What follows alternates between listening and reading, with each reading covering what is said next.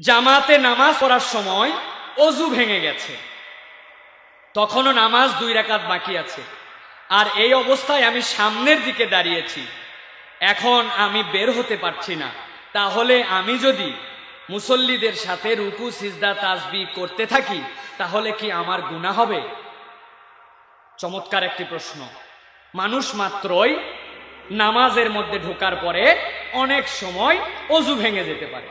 আপনার বাই বাতাস বেরিয়ে গেছে, আপনার অজু ভেঙে গেছে। শরীয়ত কি বলে? শরীয়ত বলে এই জন্য আগে তোমরা দিন জানো, তলাবুল ইলমি ফারিদা, তোমাদের জন্য মুসলমানদের জন্য জ্ঞান অর্জন করা ফরজ। এটা অত্যন্ত গুরুত্বপূর্ণ একটা মাসালা।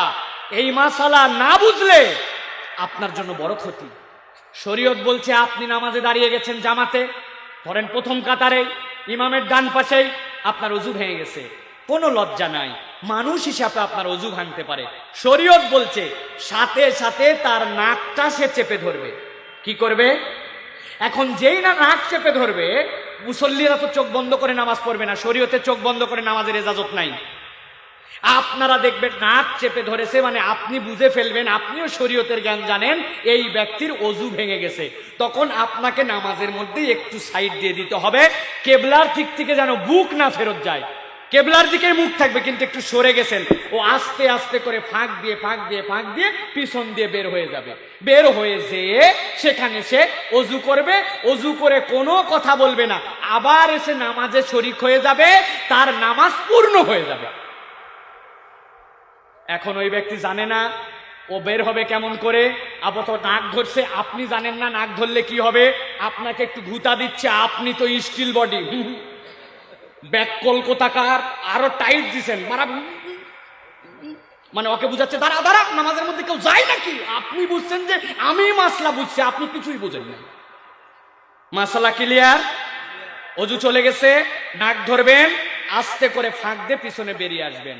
এখন আপনি লজ্জা পেয়ে গেছেন, লজ্জা পেয়ে চিন্তা করছেন মানুষ কি বলবে, অজু ধরে রাখতে পারেন, আমি বেরিয়ে যাচ্ছি, এই মনে করে যদি বিনা অজুতে বুঝে সুঝে আপনি যদি রুকু করেন, সিজদা করেন, আপনার ইমানের মধ্যে খামতি হয়ে যাবে।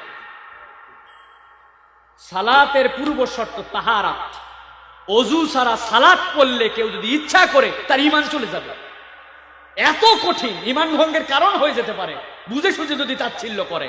এই জন্য প্রিয় ভাইয়েরা, লজ্জার কিছু নাই, ইসলামে লজ্জার এখানে কিছু নাই, এটা মাসালার বিষয়। আপনার যদি এরকম হয় খবরদার এরকম করে দিবেন না। আর কেউ যদি করেও ফেলেন যিনি প্রশ্ন করেছেন, আল্লাহ তাকে বুঝ দেখ, আল্লাহ তো ক্ষমাকারী, জানতেন না আল্লাহ মাফ করে দিবেন, জেনে গেছেন আগামী থেকে প্র্যাকটিস করবেন। আশা করি উত্তর পেয়েছেন। ক্লিয়ার?